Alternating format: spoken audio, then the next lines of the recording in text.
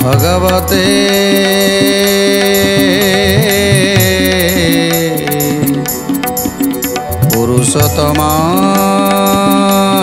पुरुषोत्तमाय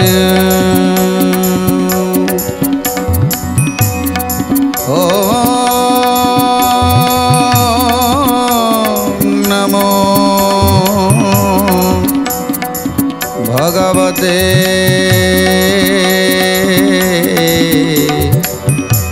वासुदेवाय।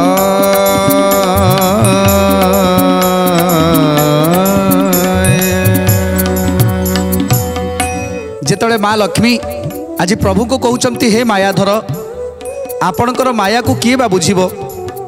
से दिन कोइलीर कंठस्वर मते भल लागिला बोली मो कानटा सीधा कोइलीर कंठस्वर आड़ को चलीगला। आउ सेते बेले आपण मो सहित कथा हेई जाउथिले सेतेले मोर मनोभाव को देखी आपण बुझी पारिथिले जे मोर मोर कर्ण जाई कि कोइलीर कंठस्वर पाखरे जाई आबद्ध होईछि। तेणु सेइथि पई आपण मते एते बड़ माया कले निजे कोइलीर रूप को धारण करी आज सुंदर तान बजाउथिले कुहू कुहू शब्द रे ए सारा संसार को मोहि दउथिले।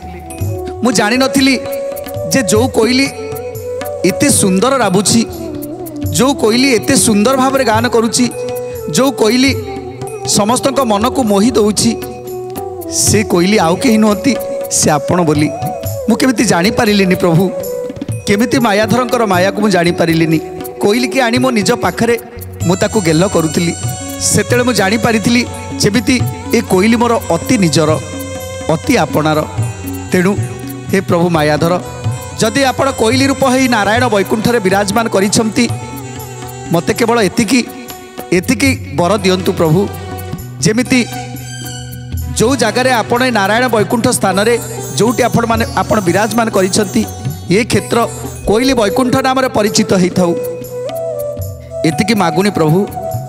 तेणु माँ लक्ष्मीकर कथा को शुणी प्रभु कहउचंती तमे ठीक कहिछ लक्ष्मी निश्चिंत आज ठारू यार नाम कोइली वैकुंठ बोली नाम हैला। तेणु एते सुंदर कथा को आज जैमिनी ऋषि समस्त सोनकादि मुनि मान को बुझे कहउचंती। तेणु मुनि माने जेतेबेले शुणिले आनंद रे गदगद हो गले आहा प्रभुंकर सतरे किड़े लीला किड़े बड़ माया जहाँकि माँ लक्ष्मी मध्य बुझी पारिलेनी। समस्त मुनि माने कहउचंती हे जैमिनी ऋषि श्रीमंदिर भीतर को समस्त को जीवा पाई निर्देश अछि कि नहीं ए विषय रे आमको टिके भल भाव बुझे दिंतु। जैमिनी कहती पुणी हेतु अनंतरे श्रवण करिबा हेउ सर्वमुनिवरे श्रवण करिबा हेउ सर्वमुनिवरे श्रवण करिबा हेउ सर्वमुनिवरे पूर्व दिगर जे भोग मंडप ठाबरू सिंह दुआर पर्यंत अत्यंत सुचारू जय जय जगन्नाथ जगतर नाथ जय जय जगन्नाथ जनाथर नाथ। तेणु आज जैमिनी कहउचंती हे मुनि माने ये होची पतित पावन वैकुंठ भोग मंडप ठारू सिंहद्वार पर्यंत जहाँ को पतित पावन वैकुंठ बोली कहती। पतित जन माने देउल भीतर को आसी पारंतिनी सेइथिपाई पतित पावन नामरे जगन्नाथ विराजमान करिसंती सिंहद्वार रे। पतित पावन नाम वैकुंठ बोलाए पतित जन कहिते से वैकुंठ सोहे पतित जन कहिते से वैकुंठ सोहे पतित जन कहिते से वैकुंठ सोहे। पतित प्राणी माने जे भीतरे न जीवे ତେଣୁ ପତିତ ପାବନ ହରି ସେଇଠାବେ।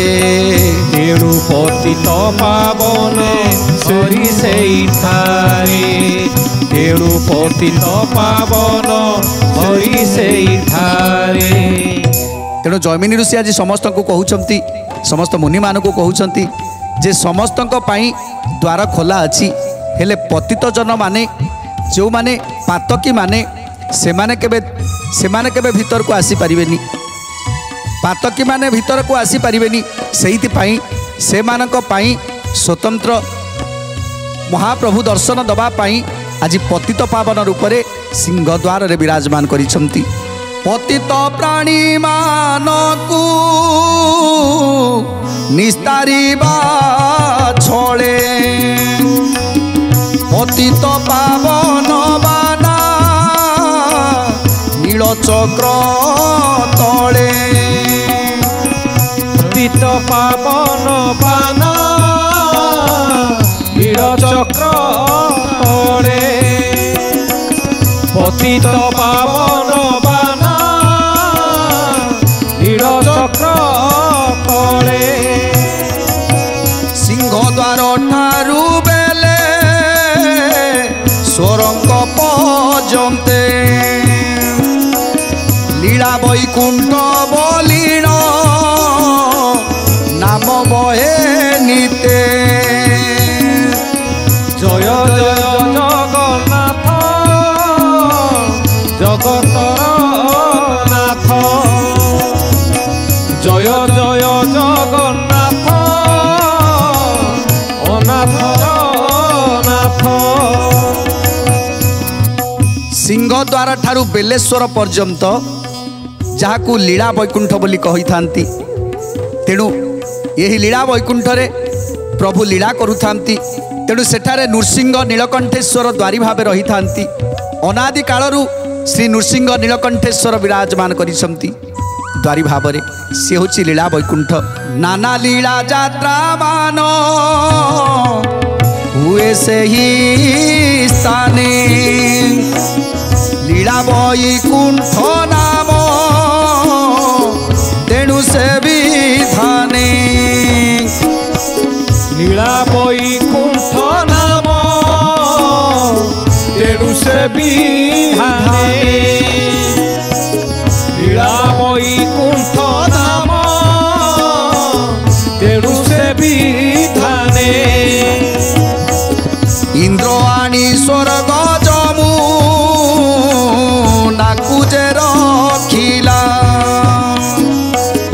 ଇନ୍ଦ୍ର ଯମୁନା ବଲିତା ନାମ ଦେଇ ଗଲା। ଇନ୍ଦ୍ର ଯମୁନା ବଲିତା ନାମ ଦେଇ ଗଲା। ଇନ୍ଦ୍ର ଯମୁନା ବଲିତା ନାମ ଦେଇ ଗଲା। ସିଂହଦ୍ୱାର ଠାରୁ ବେଲେଶ୍ୱର ଯାଏ ଯାହାକୁ ଲୀଳା ବୈକୁଣ୍ଠ ଭାବରେ ବର୍ଣ୍ଣନା କରାଯାଇଛି। ନୃସିଂହ ନୀଳକଣ୍ଠେଶ୍ୱର ବିରାଜମାନ କରିଛନ୍ତି ଦ୍ୱାରୀ ଭାବରେ। ଇନ୍ଦ୍ରଦ୍ୟୁମ୍ନ ଯେତେବେଳେ ଯଜ୍ଞ କରୁଥିଲେ ସେତେବେଳେ ଇନ୍ଦ୍ର ରାଜା ସ୍ୱର୍ଗରୁ ତୀର୍ଥ ଯମୁନାକୁ ନେଇ ଆସିଥିଲେ। ତେଣୁ ଇନ୍ଦ୍ର ଯମୁନା ବୋଲି ସେଠି ଗୋଟେ ତୀର୍ଥସ୍ଥଳୀ ଅଛି। ତେଣୁ ଇନ୍ଦ୍ର ଯମୁନା ବୋଲି ତାକୁ କହନ୍ତି।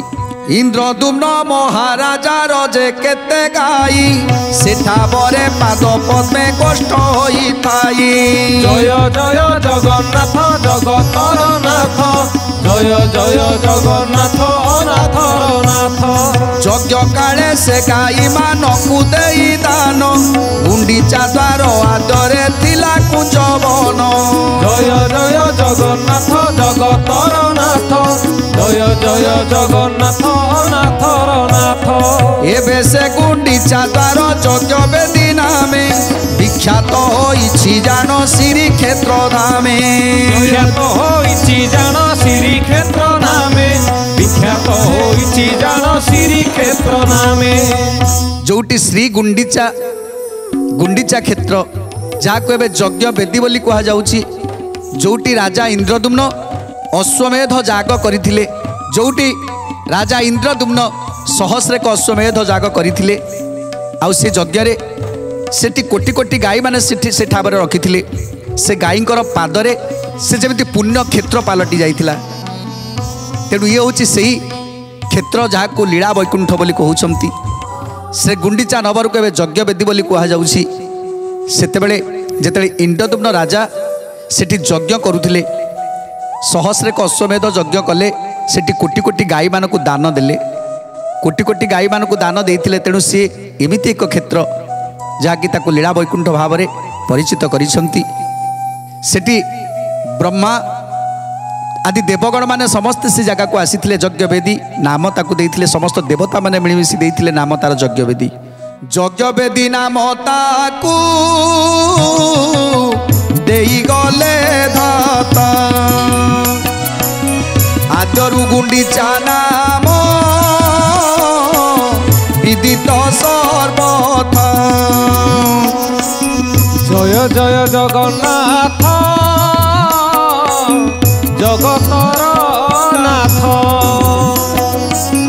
जय जय जगन्नाथ अनाथर नाथ। जगन्नाथ नाना लीला करिया नंदरे, जाई नरहंती आपे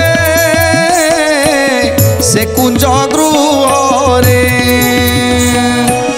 जय जय जगन्नाथ जगतर नाथ, जय जय जगन्नाथ अनाथर नाथ। तेणु सिंहद्वार ठारू बेलेश्वर पर्यंत ये हूँ लीला वैकुंठ। यज्ञवेदी पर्यंत ये हूँ लीला वैकुंठ। प्रभु बरसके थरे सेठारे लीला करती। यज्ञ वेदी के आसती जहाँकि तांकर जन्म वेदी, जोटी जोटी दारुदिय गढ़ा जाइथिला से एक महान तीर्थ।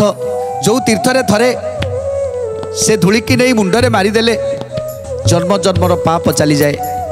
तेणु से हूँ एमती एक तीर्थ जो तीर्थरे राजा इंद्रदुम्न कोटी कोटी गाई मानकू कोटी कोटी गाई मानकू दान करथिले, अश्वमेध जाग करथिले। से क्षेत्र रे जेउ कालू दारू ब्रह्म रूप धरिछंती, सेही कालरू गुंडीचा जात्रा जे करंती।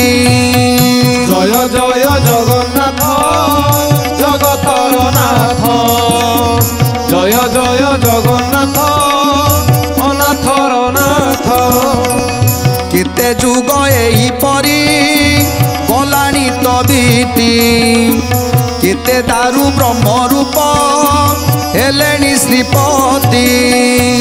जय जय जगन्नाथ जगतर नाथ, जय जय जगन्नाथ अनाथर नाथ।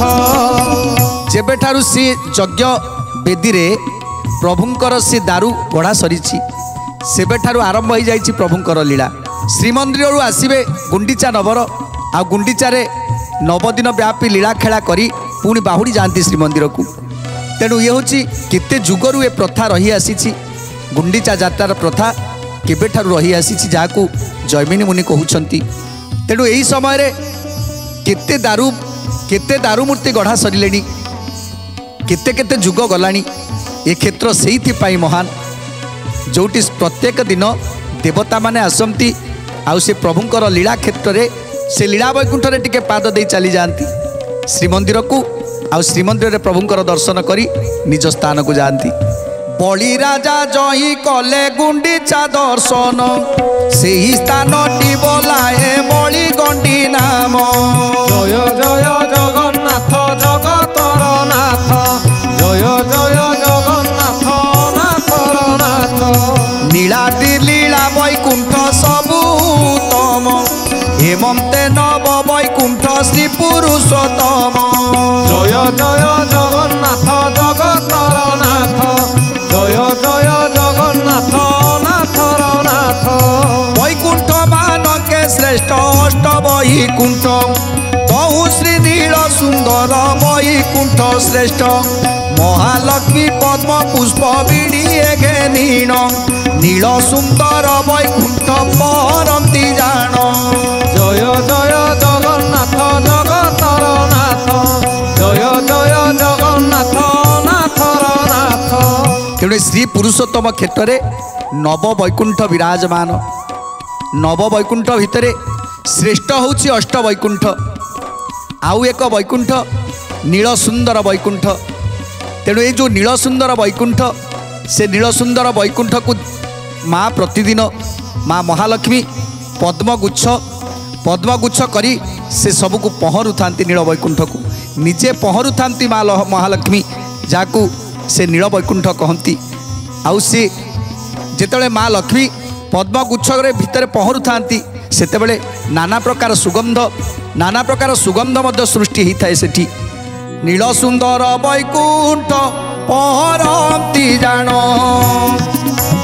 महालक्ष्मी पद्म पुष्प बिड़िए घेनीण जय जय जगन्नाथ जगतर नाथ जय जय जगन्नाथ अनाथर नाथ। कर्पूर चंदन चेरा जंती महामाई से ही पुर सदा महबासुथाई से ही पुर सदा महबासुथाई से ही पुर सदा महबासुथाई। गंगा जमुना जे सरस्वती तीनी धारे एकत्र मिशी बहती से वैकुंठरे जय जय जगन्नाथ जगतर नाथ जय जय जगन्नाथ अनाथर नाथ।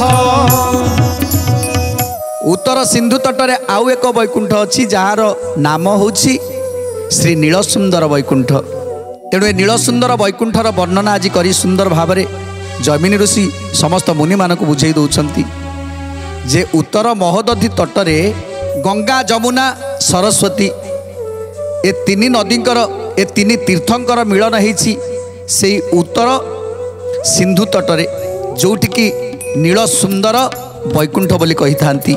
पूर्व पश्चिम भेदिन से जमुना बहे तेणे जे उत्तर सिंधु तट शोभा पाए जय जय जगन्नाथ जगतर नाथ जय जय जगन्नाथ नाथर नाथ।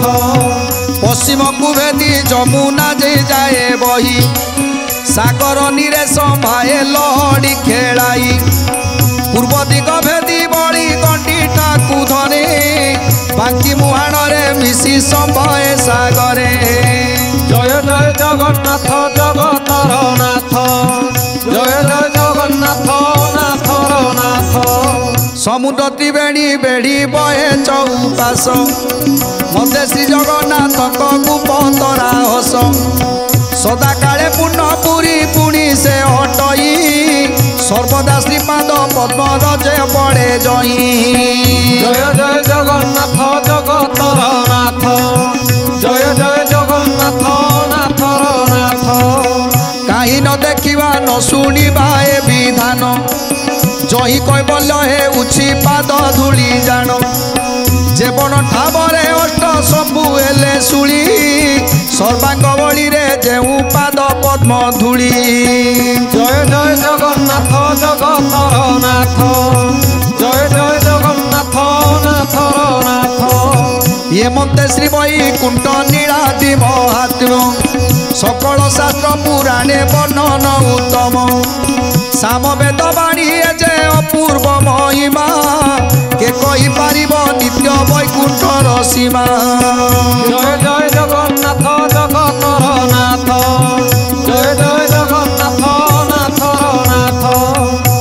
तेणु आज जैमिनी ऋषि कहते ये मर्त्य वैकुंठरे अष्ट वैकुंठ अच्छी जो अष्ट वैकुंठरे जड़े पातकी जदि पाद दे दिए ताले तार समस्त पाप धोई हो जाए। तेणु ये भाव में आज जैमिनी ऋषि अष्ट वैकुंठ विषय आलोचना करी आज समस्त मुनि मानक बुझे देले। तेणु आज मुनि माने कहउछंती हे जैमिनी ऋषि आपणक ठारू आमे श्रीक्षेत्र महिमा महाप्रभुंकर महिमा कथा को श्रवण करी आमर समस्त जन्म जन्मर पातक को आमे धोई देइछु तेणु धन्य आपण को। तेणु आज जैमिनी ऋषि कहउछंती जे जहाँ मु शुणी सुक मुनि पाखरु ताहा तुमको समस्त को तम समस्त को शुणई देली कहीं पुराण शास्त्र जेते जहाँ को शुणैब सेते सेते ज्ञान बढ़िबो। तेणु जहाँ मु शुणी ताकू मु शुणई देली। परीक्षित महाराजा को होता अभिशाप जे तुमको तक्षक दंशन करिवो सेतेबेले कौन करिवे चिंता करि पारलेनी। सेतेबेले सुकमुनि पाखक गले सुकमुनि कहिले जे सबुठारु सरल सहज मार्ग होची श्रवण। तेणु आमे जेते हरि कथा को श्रवण करिबा जदि स्थिर चित्त स्थिर मन मन मुन चैतन्य समस्त एक करी आमे जदि पुराण शास्त्र को श्रवण करिबा ताले निश्चित निश्चित भाव में आमर समस्त पातक धोई हो। जो कथा कि परीक्षित महाराजा को कही सुकमुनि आ सुकमुनि ताकू आनंद मनरे ताकू आस्वादन करथिले ताकू श्रवण करथिले आ श्रवण कर सारिबा परे समस्त पाप तांकर विध्वंस होइतिला। सेमिति आज जैमिनी कहउछंती हे मुनि माने हरि कथा होची अमृत हरिंकर कथा होची अमृत। तेणु जो माने हरि कथा सदा सर्वदा तुंडरे उच्चारण करुथांती तेणु तांकर शरीरटा ही अमृत तांकर शरीरटा ही अमृत ही जाए। तेणु सेतेबेले से शरीर अमृत होता है खाली हरि कथा कहीदेले खाली चिंतन करदेले हेबनी। सेमिति जहाँ आमे पढ़ुछंती जहाँ आमे हरि कथा करूछंती लोक मानकु जहाँ शिक्षा दउछंती ताकू प्रथमे निजे पालन करने दरकार आउ तापरे ए संसार मंगल करने दरकार समस्त को जणेवा दरकार जे मु जहाँ करुछि तमे सेया कर। मु जहाँ शुणिली पुराण रे जहाँ पुराण रे शुणिछि मु ता व्याख्या करुछि ताकू आपण माने श्रवण करंतु आउ सुधुरी जांतु ताहाले जाई ए कली जुगर पाप पंकर आमे उद्धार हेई परिबा। तेणु एई भली भाबरे जदि आमे निष्ठापर सह पुराण शास्त्र को लोक मान को शुणेबा पई चेष्टा करिबा ताले लोक मान सेमति निष्ठापर भाव में जदि श्रवण करि परिबे आ श्रवण करिके ताकू कार्य रे लगेई परिबे ताहले निश्चित भाव में संसार परिवर्तन हो जिवो कलिर कराल रूप उद्धार हो जिवो। नहले नहले कलिर ए जो कराल रूप आमे छंदी हो जिबा आ तापरे तापरे माया मोह जंजाल आमे केबे बाहरी परिबानी। आमे आमर मुख्य उद्देश्य कौन आमे ए संसार को कहीं आसी तामध्य आमको जानिबा दरकार आ जानिकी आमको कार्य करबा दरकार। तेणु आउ कौन कहउचंती जैमिनी ऋषि सुंदर कथा जानिबा परवर्ती अध्याय रे। आज तो समय इशारा देलानी आज पई बाणी की विराम दवा टिके प्रभुंकर नाम संकीर्तन करी आजर कार्यक्रम को समाप्त करिबा। जय जगन्नाथ मम स्वामी जगन्नाथ अंतर्यामी जय जगन्नाथ मम स्वामी जगन्नाथ अंतर्यामी जय जगन्नाथ मम नाथ जगन्नाथ मम नाथ जय जगन्नाथ मम नाथ जगन्नाथ मम नाथ जय जगन्नाथ जगा बंधु जगन्नाथ कृपा सिंधु जय जगन्नाथ जगा बंधु जगन्नाथ कृपा सिंधु जगन्नाथ जगन्नाथ जगन्नाथ पाहि मां जगन्नाथ जगन्नाथ जगन्नाथ रक्ष मां जगन्नाथ जगन्नाथ जगन्नाथ पाहि मां